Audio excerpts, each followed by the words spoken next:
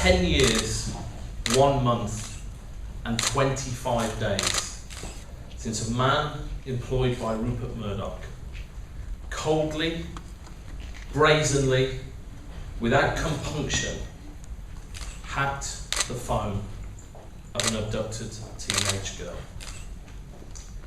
I really wanted to just take those 5 minutes to stress the positive things. I think, a lot of progress has been made since last July. I think that the first 2 modules of the Leveson inquiry have shone a lot of very disinfectant sunlight into a lot of very infected corners.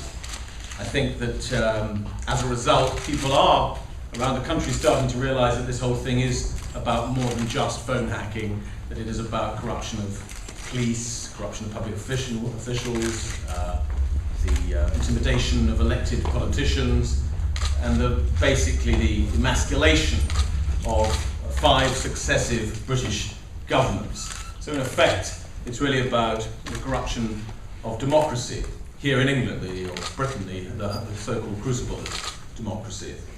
And that however abhorrent the idea of a state-run media is, and it is utterly abhorrent, it's nevertheless increasingly obvious that we have been living for about 30 years in a media-controlled state, and that is equally abhorrent, and it's a disgrace that nothing's been done about it up till now.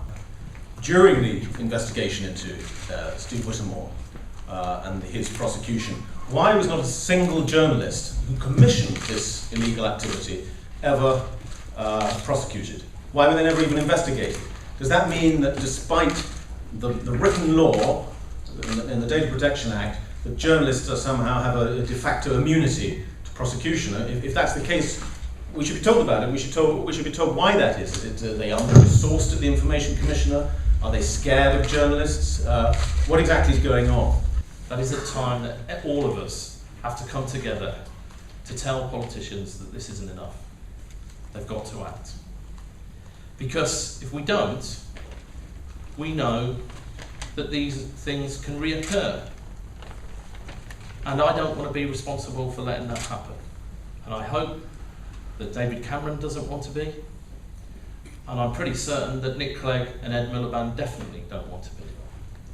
And this campaign is going to be central to keeping a focused message to every politician in the land that now is the time to act. So that is my message tonight. You are the start of a movement that we have to build in the country to make sure that once and for all we get proper and comprehensive media reform so that we can never ever again see the parents of a murdered schoolchild go through what they've had to go through. Thank you.